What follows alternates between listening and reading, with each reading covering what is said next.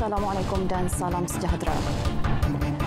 Tentera Udara Diraja Malaysia TUDM fokus terhadap kompetensi setiap juru terbangnya dalam berhadapan peperangan udara era moden. Ia meliputi kemampuan dan kepakaran mengendalikan aset serba moden dan berteknologi tinggi. Panglima Tentera Udara Jeneral Tan Sri Akbar Abdul Samad berkata, faktor itu juga selari dengan Pelan Pembangunan Keupayaan TUDM 2055 dengan perancangan perolehan aset-aset baharu. Katanya ia bagi memastikan TUDM kekal berupaya dan bersiap siaga mempertahankan kedaulatan ruang udara negara. Beliau berkata demikian ketika berucap pada majlis penyampaian sayap penerbangan khusus asas penerbangan dan khusus asas penerbangan helikopter di Dewan Aeroakasa Kolej Tentera Udara di Kepala Batas Alor Star Kedah. Dalam ucapan sama, Jeneral Tan Sri Akbar mengingatkan pelatih agar bersedia berdepan cabaran dengan kegigihan, tabah, berdisiplin dan mempunyai semangat juang tinggi. Pelabur antarabangsa terus menyatakan minat untuk melabur di Johor. Kesemua pelabur masing-masing daripada Indonesia, Singapura dan China bersedia membuat pelaburan melibatkan projek lama dan baharu berkaitan sektor pembuatan serta teknologi tinggi.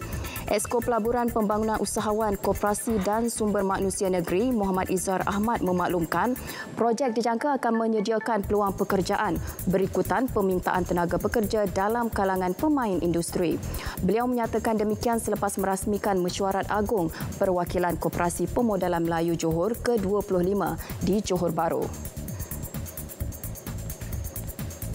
Seorang timbalan pendakwa raya dari Jabatan Peguam Negara Selangor direman 6 hari bagi membantu siasatan kes rasuah. Perintah reman tersebut dikeluarkan oleh Magistrat Putrajaya Syahwira Abdul Halim.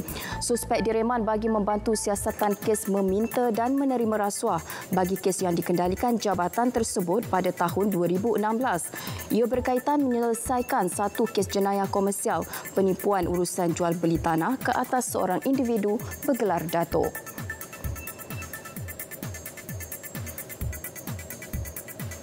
Seramai 10 mangsa kejadian angin kencang di Labuan Julai hingga September tahun ini menerima bantuan daripada Perbadanan Labuan. Bantuan melibatkan peruntukan membaik pulih dinding roboh dan kerosakan atap rumah dengan jumlah agihan keseluruhan berjumlah RM6,000. Pengerusi Perbadanan Labuan Datuk Seri Amir Hussein berkata, inisiatif itu digerakkan menerusi tabung bencana Perbadanan Labuan yang membantu golongan ditimpa musibah.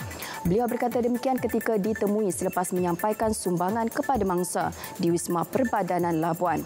Sementara itu, mengenai persiapan untuk menghadapi musim angin monsun, beliau berkata persediaan rapi telah dilakukan dengan menambah beberapa keperluan dan fasiliti untuk mangsa terjejas. Sekolah Kebangsaan Taman Aman Anak Bukit Alor Star semalam menjalani operasi sanitasi. Operasi dikendalikan pasukan bomba dan penyelamat BBP Alor Star bersama 6 anggota. Jabatan Bomba dan Penyelamat Kedah dalam kenyataannya memaklumkan operasi tersebut bermula pukul 9.30 pagi dan berakhir 2 jam selepas itu.